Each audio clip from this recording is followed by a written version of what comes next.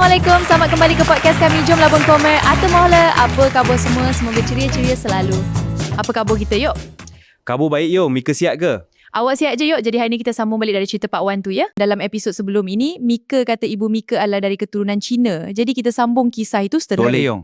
Ibu awak ni berasal dari Sabak Benam Selangor di tepi Sungai Bernam yang memisahkan Perak dan Selangor. Menurut cerita ayah dulu, mak selepas dilahirkan telah diberikan hak penjagaan kepada sebuah keluarga Melayu. Atuk Chin, iaitu keluarga asal mak ni hidup dalam kemiskinan masa tu, tak mampu nak bela anak-anaknya yang ramai. Menurut kisahnya, ada 2 anak lelakinya diberi kepada keluarga Cina dan 2 anak perempuan diberi kepada keluarga Melayu. Beberapa anak Atuk Chin itu yuk. Ada dalam 10 orang rasanya anak-anak Atuk Chin tu yang dia jaga 6 orang macam tu.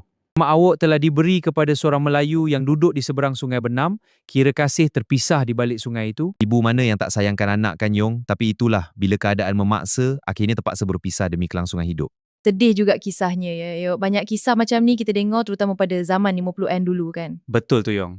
Nak tanya sikit, kenapa Atuk Chin bagi anaknya kepada keluarga Melayu di seberang Sungai Bernam itu? Ini yang awak rasalah. Kenapa Atuk Chin beri anak dia pada keluarga Melayu di seberang sungai sana? Mungkin Atuk Chin tak mahu menatap lagi wajah anaknya agar rasa serba salahnya itu dapat dihapuskan dan anak itu dapat membesar tanpa diganggu. Awak fikir, kalau Atuk Chin bagi pada jiran Melayu sebelah rumah, esok lusa bila lalu rumah orang tu, ternampak anaknya, kan rasa sayu jadinya. Yalah, bila sayu tu datang, takut Atuk Chin kata, aku ambil baliklah anak aku tu semula. Kan jadi masalah pula nanti dengan jiran tu, betul tak Yong? Betul juga tu Yop. Sampai macam tu sekali Atuk Chin nak anaknya hidup sempurna dengan keluarga yang baru kan. Betul, keluarga penting. Macam mana pula dengan proses penyerahan anak Atuk Chin kepada keluarga baru tu Yop? Boleh ceritakan sikit lah, penonton nak tahu juga tu. Di suatu petang yang hening, ketika burung-burung terbang di langit tinggi, Mika ye, benar Yop. tak ada Yong, saja bagi suspend dulu. Menurut kisah dari orang kampung, proses penyerahan anak Atuk Chin ni iaitu ibu saya agak dramatik juga kan. Nak serah anak yang dikandung. Untuk kisah proses penyerahan anak Atuk Chin kepada keluarga Melayu tu, kita sambung episod seterusnya boleh Yop? Sambung lagi ke Yong?